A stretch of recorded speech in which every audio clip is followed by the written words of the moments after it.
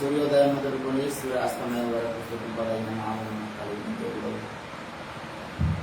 నిత్యము ఆరాధన యోగులకు స్థుతులకు పాత్రలు స్తోత్రాలు విజయ స్తోత్రం నవిరా ఆశీర్వాద తండ్రి దిగిరండి మీ పరిశుద్ధాత్మ కార్యం మా స్థితులు అంగీకరించి మహిమమైన ప్రభావాలు మీరేకుండా సకల చీకటి ఆత్మకార శక్తులను నిర్మాల్సిన అధికారం బట్టి యేసుక్రీస్తు నామమున గర్దిస్తూ బంధిస్తున్నా ఈ ప్రసన్నతను అందరూ ద్వారా మీ నామానికి మహిమ కలిగి మనం తగ్గించుకుంటూ మీ నామం తెచ్చిస్తాం. సమస్త మహిమ ఘనత ప్రభావాలు మీకు యేసుక్రీస్తు అద్భుత శక్తియుత నామం ప్రార్థన చేసుకుంటున్నాం.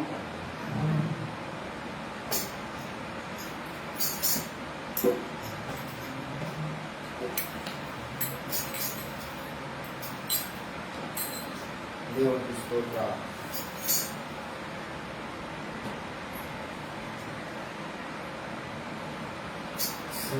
సర్వశుభదాయక తిమిరమాయక నరదురిత సంహారక దిగిరమ్మయ నీ ప్రజలు నిన్ను కొలువగా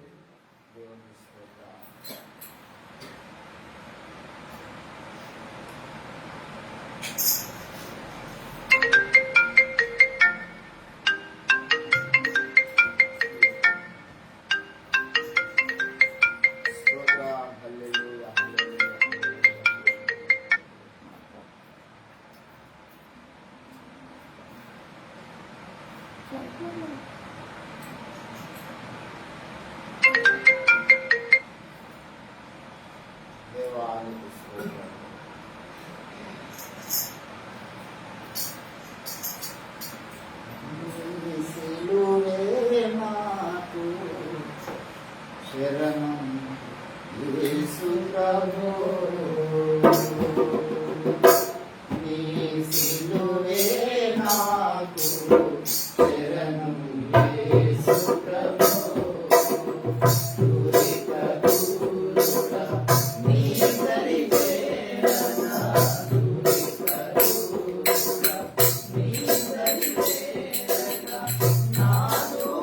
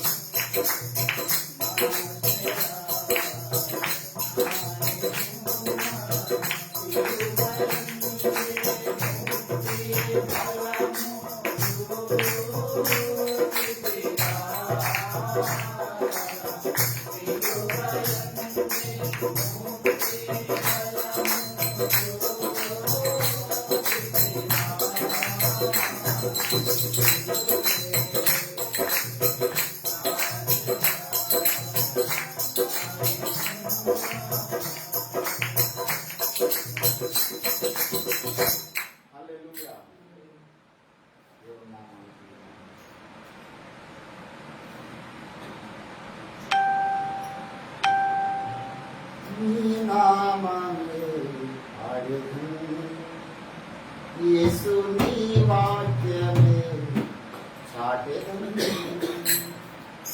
నీ నామమే వాడెదను. యేసు నీ వాక్యమే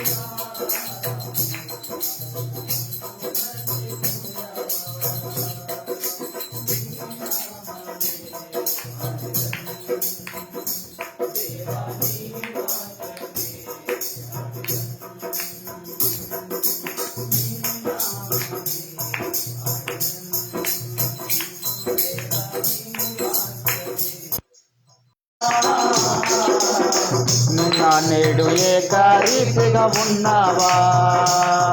హల్లెలూయా. ఎన్నాడైనా నన్ను మరచిపోయావా? హల్లెలూయా. ఎన్నాడైనా నన్ను మరచిపోయావా?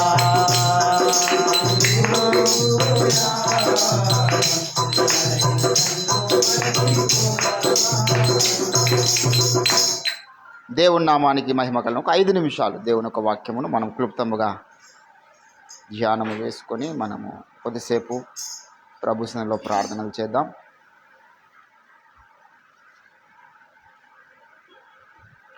దేవునికి స్తోత్రం.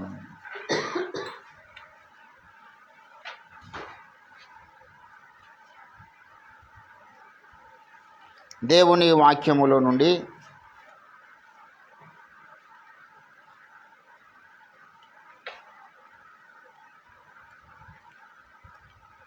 దేవుని బిడ్డలారా, కొరింథీయులకు రాసినటువంటి పత్రిక నుంచి ఒక మాట చదువుకుందాం.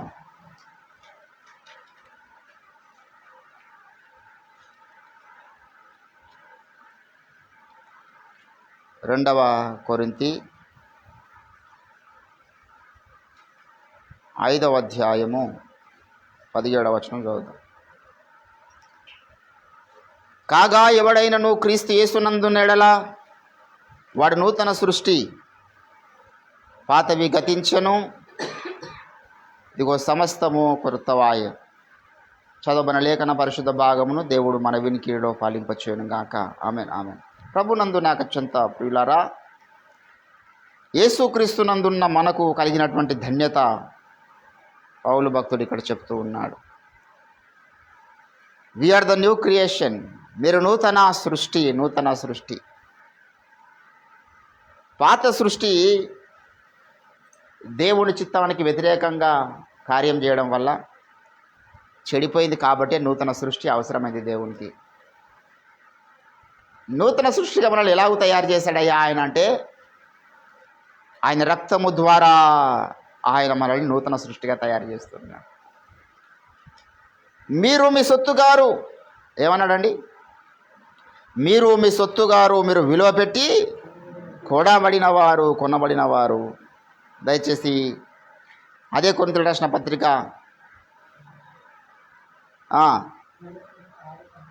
19వ వచనం. మీలో ఉన్న పరిశుద్ధాత్మకు ఎరుగరా, మీ సొత్తుగారు అనుకుంటాం. మనం మన సొత్తు అనుకుంటాం. మీరు మీ సొత్తుగారు అన్నాడు. అంటే దేవుడు ఏం చేసిన, మన విలువ పెట్టి కొన్నాడు. ఆ విలువ ఎక్కడుంది? సిలువలో, రక్తంలో ఆ విలువ ఉన్నది. మన పాత పురుషుడు ఏంటంటే అమ్మబడ్డవాడు. నేను అమ్ముడు పోతున్నాయా అని ఇప్పుడు ఇంతకుముందు ఆ పాట పాడుతుంటే నాకు ఈ కాన్సెప్ట్ తెలియదు. నేను అమ్ముడు పోయాను, పాపానికి అమ్ముడు పోయాను. మన మూలపితుడైనటువంటి ఆదాం ఏం చేసిందంటే అమ్మేసిండు. మానవ జాతిని సాతాను మాట్లాడడం వల్ల అమ్మేసిండు.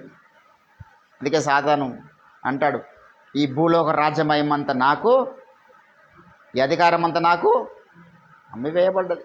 నాకు ఎవరు ఇచ్చారే అంటే ఆదాము అమ్మేశాడు. దేవుని మాట వినకపోవడం వల్ల అధికారం అంతా కూడా సాతాను చేతిలోకి పోయింది. ఒకప్పుడు లేకపోతే ఈ అధికారం అంతా ఆదాముకుండే.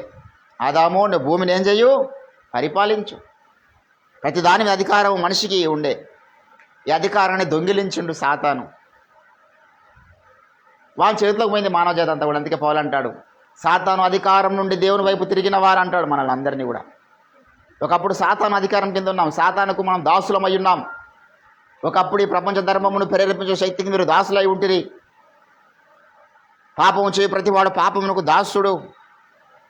దేవుని బిడ్డలారా, ఆదాము మనల్ని యోసేపును అన్నలు అమ్మేసినట్లుగా మానవ జాతిని అంతా కూడా అమ్మేసినట్టు సాతాను.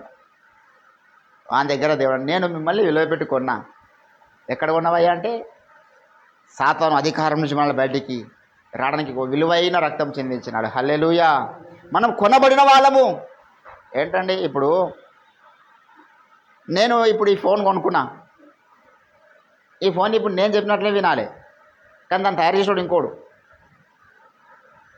దానికి ఒక కంపెనీ ఉంది, మ్యానుఫ్యాక్చరింగ్ డిజైనర్స్ ఉన్నారు, దాని టెక్నాలజీ ఉంది, దాని వెనకాల కొంత ఇంజనీరింగ్ వ్యవస్థ ఉన్నది, అడ్మినిస్ట్రేషన్ ఉంది. దాని వెనకాల ఒక క్రియేటర్, దాన్ని సృష్టించిన వాని ఒక హస్తం ఉన్నది. కానీ నేను కొన్న తర్వాత ఇప్పుడు వాంది కాదు, అది వాంది కాదు, నాది అవుతుంది. ఇప్పుడు ఆ ఫోన్ నేను చెప్పినట్లు వినాలి. ఒక కారు కొన్నా, దాన్ని మారుతి కంపెనీ వాడు డిజైన్ చేసి ఉంటుంది, తయారు చేసి ఉండొచ్చు. కానీ నేను కొన్న తర్వాత ఇప్పుడు నేను ఎక్కడ పోమంటే అక్కడ పోవాలి. అది నేను గేర్ వేసిన తర్వాత నేను పోను, నా కంపెనీ వాడు తయారు చేసింది కదా, నేను వాని మాటను వింటా అంటే కొన్నప్పుడు మనకేమవుతారు, మన మాట వినాల్సిందే. ఇప్పుడు దేవుడు మనల్ని కొన్నాడు, క్రీస్తు రక్తం చేత మనల్ని కొన్నాడు. కొన్న తర్వాత కూడా మన మాటనే మనం ఎక్కువ దేవుని మాట వినకుండా నీ మాటను వినడము, సాతాను మాట వినడము ఏంటండి. నా కారు నేను చెప్పినట్టు వినకపోతే ఏం చేస్తాం దానికి? కొంతమంది కార్లు గేర్లు పడకపోతే గుద్ది ఆ గేర్లు కొట్టేస్తారా అని. ఒకరోజు నేను బస్సులో పోతున్నా, ఆ బస్సులో గేర్ పడతలేదు, ట్రాఫిక్లో ఉన్నాడు వాడు ముందే తిక్కేటంటే దాన్ని ఊపి ఇప్పటికీ ఆయన రాడు ఉసిపోయింది మొత్తం. ఆవిడ పెద్ద గేర్లు ఉండే, ఆ గేర్ మొత్తం ఉసిపోయింది. కొంతమంది కార్లు మధ్యలో సతాయిస్తే ఏం చేస్తారు, దాన్ని తంతరు, పట్టుకుని పయ్యాలకు తంతరు. ఒకడైతే కార్ ట్రబుల్ ఇచ్చిందని చెప్పేసి పెట్రోల్ తలగబెట్టేసి, కార్నే తలగబెట్టేసి. నాకు ఆడ ట్రాఫిక్లో అందరి ముందు అవమానమైంది కార్ వల్ల.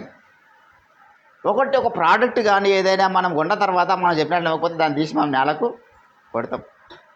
మరి దేవుని దగ్గర కోసం మనం, దేవుడు మనల్ని కొన్నాడు, ఆయన మాట వినకపోతే మన దేశం నేలకు కొడతలేడు. దేవుడు ఏం చేస్తున్నాడంటే మన కృప చూపుతున్నాడు అనమాట. అరే ఇంత విలువ పెట్టి కొన్నా ఏంటండి. కొన్నిసార్లు ఇప్పుడు నా ఫోన్ 50,000 కొన్న ఫోన్, అది కొన్నిసార్లు సిగ్నల్ లేకపోతే సరిగా పనిచేయదు. నాకు ఎంత అర్జెంటు ఎంత ఉన్నా కూడా తీసి నాలుగు కొట్ట, ఎందుకంటే దాని విలువ నాకు తెలుసు. ఒక కారు నేను కొన్న ట్రబుల్ ఇస్తే దాన్ని మెకానిక్ దగ్గర తీసుకుపోతా, కానీ దాని ఆయన పెట్రోల్స్ తలగబెట్టి, ఎందుకంటే దాన్ని కొని 10-15 లక్షలు పెట్టుకున్నాను నేను. యస్సు ప్రభువు ఏంటంటే చాలా విలువ పెట్టి మన కొరకు, ఇంత విలువ పెట్టి కొన్నటువంటి దేవుడు మనం కొన్నిసార్లు ఆయన మాట వినకపోతే మనల్ని తీసి నేల కొట్టడు. హల్లెలూయా. కొంత అవకాశం ఇచ్చేవాడై ఉన్నాడు ఆయన, మనల్ని బాగు చేయడానికి చూస్తున్నవాడై ఉన్నాడు ఆయన. హల్లెలూయా. కొన్నవాడు ఏం చేస్తున్నాడు, మనల్ని బాగు చేయడానికి ఇష్టపడుతున్న దేవుడై ఉన్నాడు. కాబట్టి దేవుని బిడ్డలారా, ఈరోజు నీవు నేను ఎవరి సొత్తు అనేది మనం జ్ఞాపకం చేసుకోవాలి. ఎవరి కొరకు మనం బ్రతుకుతున్నాం అనేది జ్ఞాపకం చేసుకోవాలా. మన క్రీస్తు మనల్ని కొన్నాడు తన రక్తం చేత. క్రీస్తు కొరకు మనం బ్రతకాలి. నేను నన్ను కొన్నది అమూల్యమైన రక్తం చేత కొన్నాడు. లోకంలో వెలకట్టలేనిది అది, విలువ చెల్లించలేనిది అది. లోక బంగారము ధన ధాన్యములు సమకూర్చిన యేసు ప్రభు యొక్క రక్తం చుక్కకు సమానం కావు. అంత విలువైన రక్తం నీ నా కొరకు ప్రభువు చెల్లించినాడు. కాబట్టి రోజు నన్ను కొన్న నా ప్రభు మాటని వినాలి. సాతానుకు బానిసనైన నన్ను, లోకానికి బానిసనైన నన్ను, శరీర సుఖాలకు బానిసనైన నన్ను విడిపించినాడు. ఆయన నన్ను విడిపించినాడు. కాబట్టి ఆయన పట్ల నేను కృతజ్ఞుడనై ఉండాలి. అటువంటి నూతన తీర్మానం తీసుకుందాం. ప్రభు ఈ కొద్ది మాటలు మన వినికిడిలో ఫలింపచేయునుగాక. ప్రార్థన చేద్దాం. స్తోత్రం. హల్లెలూయా హల్లెలూయా. తండ్రి, విత్తబడ్డ వాక్యాన్ని ఫలింపచేయండి. మమ్మల్ని మీరు కొన్నారయ్యా, మేము మా సొత్తు కాదు. విలువ పెట్టి కొనబడ్డ వారం, మేము నీ సొత్తు. యేసయ్యా, మీ మీద మాకు అయ్యా మా మీద నీకు సర్వ హక్కులు ఉన్నాయి. మీ ఎదురుకు వచ్చాం. మమ్మల్ని మీ చిత్తానుసారంగా వాడుకోవడానికి నువ్వు ఇష్టపడుతున్న దేవుడు అయి ఉన్నావు. ఎవరిని ఏ దిశలో వాడుకో